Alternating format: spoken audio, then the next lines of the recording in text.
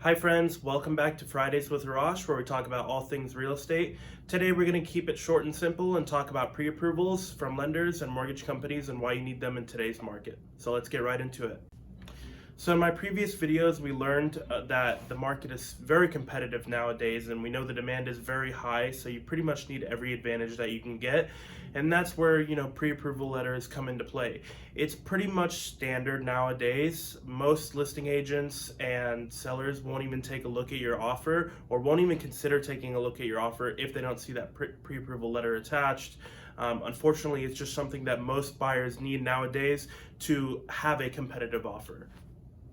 So what is a pre-approval letter?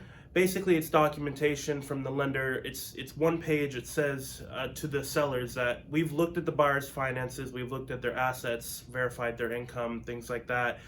We've seen their pay stubs, and the loan will go through at X, percentage interest rate. If all the information is correct and valid, the loan will go through. So basically, it's giving the seller, some sort of safety net saying that their loan isn't going to fall through, and that's what it is. So what do you need to get a pre-approval letter? First thing you're going to need is the most important probably. It's going to be your proof of income or verification of employment. It's basically saying that you have an hourly job salary, or even you run a business and you have money coming in every month consistently. The most common way people usually prove this to the lenders is with their previous pay stubs from the past 3 months or something like that. The second thing you're going to need for a pre-approval is your proof of assets. The lender in this case just wants to make sure that you have the proof of funds, for the down payment of the type of loan that you want to do. This really does come into play sometimes when you have a contingency to sell your previous home before you buy a new home. So like you need to sell the home that you live in to have the money to afford the new house that you want to buy. Now, sometimes this isn't always the case. Sometimes you can get pre-approved to just buy the new house outright. And this usually happens when you've paid off a good chunk of your loan on the previous home or it's completely paid off. So one more thing you need for getting that pre-approval letter is to verify your credit history and credit score with the lender and mortgage company.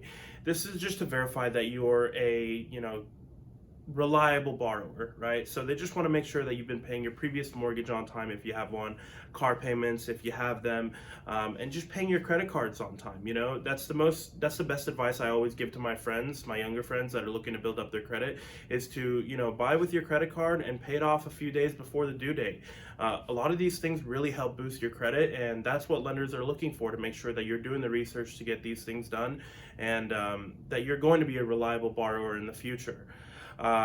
If you're not sure about your credit and you're not sure what's going to happen if you're going to get pre-approved, it's always worth talking to a mortgage company about it or a lender about it. They're always very helpful.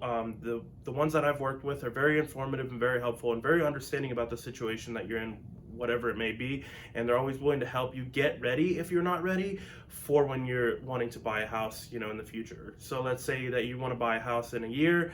They're going to help you get ready and get all the necessary things that you need to do, so that when the time comes that you can buy the house that you want to buy. Hopefully I've been very informative today, and I appreciate you stopping by and watching till the end of the video. As always, if you have any questions, please, don't hesitate to reach out for me. My information is going to be below here on the bottom of the screen. You can call me, text me, or send me an email. Either one works. If you're ever interested in sitting down and having a talk about the home buying process and need some help or some advice, let me know about that. I can sit down and go over the home buying process with you. I went through it last year when I was 22, so I can help everybody else out. Thank you again, and have a great weekend.